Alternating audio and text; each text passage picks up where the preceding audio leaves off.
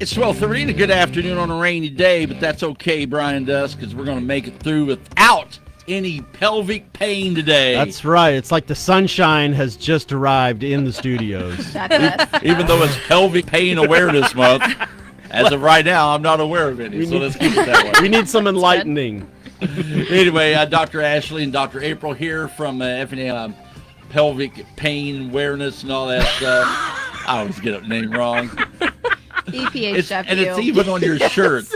Yeah, Effingham Pelvic Health and Wellness, not awareness. there you go. It goes together. Anyway, we learn a lot of stuff when you guys drop in, and that's what we're going to talk about. Yeah. With Cinco de Mayo, we have parties and stuff like that. Are we having a party for Pelvic Awareness Month?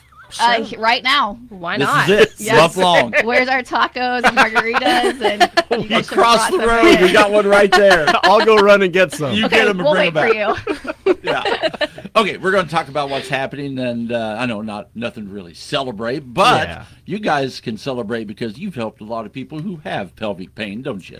Yes. So I'm gonna let Ashley get going first on like what pelvic pain is and like Yeah. what are some certain diagnoses and what are some certain symptoms that people have that might be experiencing pelvic pain. Right. Interesting. Yes, so people diagnosis specific, anybody with interstitial cystitis, endometriosis, PCOS, vaginismus, vulvodynia, could be for men, chronic prostatitis, chronic just pelvic pain syndrome.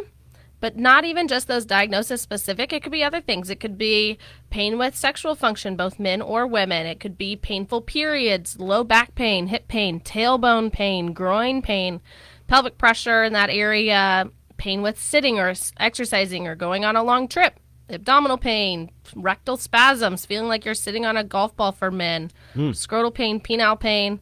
All of those things could be treated with pelvic floor therapy. Those Very could good. be a variety of pain symptoms. That was is a- right. That was a big variety. Wow. Yes. That's quite a list. Almost one common word, though. Pain. Pain, yes. Yeah. Pelvic pain shows up in ways Yeah. that people don't even realize are connected. Mm-hmm. Okay, so that's a lot of those. Which one of all those, which one do you see the most? Kind of curious. Stump the doctor. Combination. Yeah, we see combo. So we see a lot of people with like sexual pain issues, but then most of them are overlapping. So a lot of people with like low back pain are also having other pelvic floor issues. We're seeing a lot of people with say pain with like sexual function and hip pain. 95% of women with low back pain have pelvic floor issues. So it's like they're not separate. It's not like we Gotcha. see just low back pain or we see just pelvic pain or painful periods. Like we have a lot of women with painful periods, and they're often having abdominal pain, pelvic pain, and low back pain. It all just goes together, Groin right? pain. Yeah, it's all connected. So we can't just like isolate one area. They're all next door neighbors. So. That's true. Yeah. They're all in that general area, so And one one- flares up, they all go. You got Yes. it. Yep. All right, so this is very interesting stuff there. So pain of all different kinds. Which one's the worst pain out of all those? How about that? Ooh. Oh. I would think if you're dealing with it, they're all bad, and they Yeah. can. It doesn't. Some people can have like mild low back pain, but the other people have severe excruciating pain. So Okay. it really Yeah. just depends. Like you can't say. Case by case, Case, right? yeah, and like same with endometriosis. Some people have severe pain with endometriosis, and then other people have silent endo where they don't even know that they have Really? it. Yeah. How do they find out that they have that? If it's, they're not causing any pain, are there other symptoms you see for that? Yes, For with sure. endo, we have like an endo checklist at the clinic, and we've actually helped some women like get the proper diagnosis for that. Oh, good deal. Because we cannot diagnose endo, but we can like start putting symptoms together.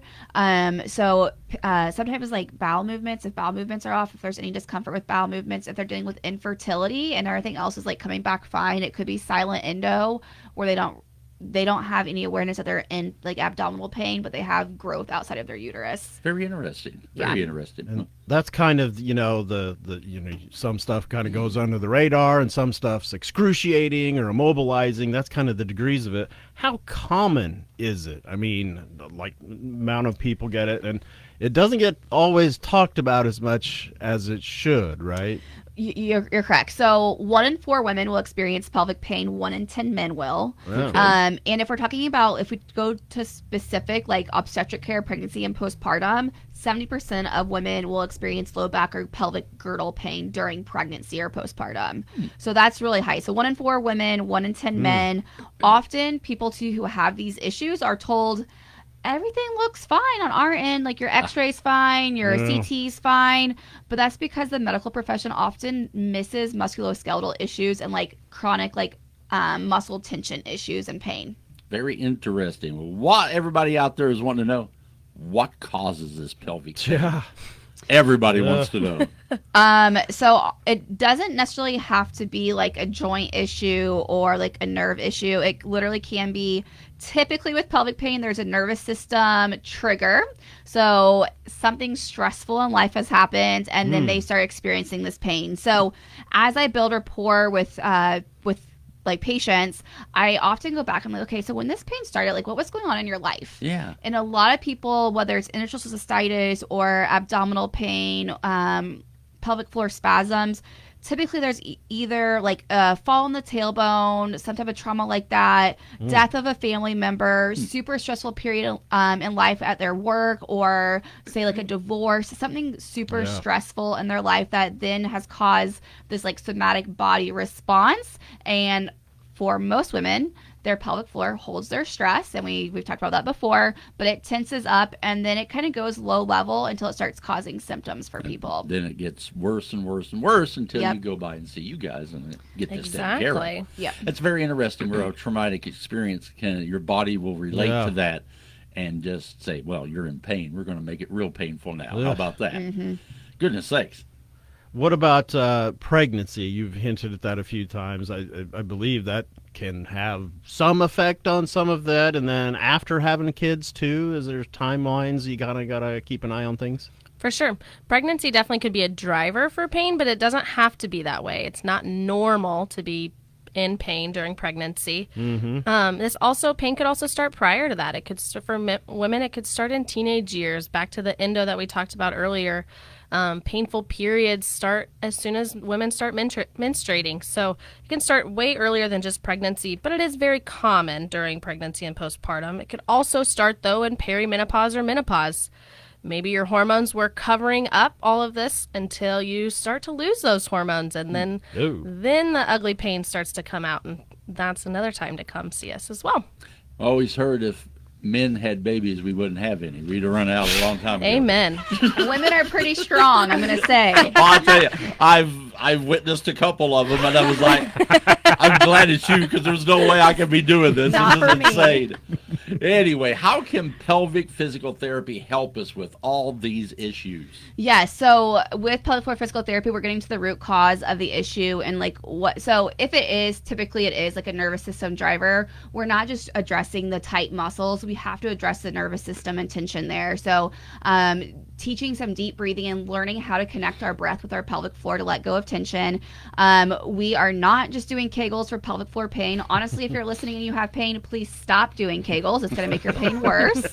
And then we're working on like the whole picture. Everybody's so different. We're doing a full assessment. We figure out what's going on with them, and then we address it. So nervous system, and then some pelvic floor relaxation, and teaching them how to connect their breath with their pelvic floor, and then also teaching people when they're in the middle of a flare how to manage that on their own and get through it.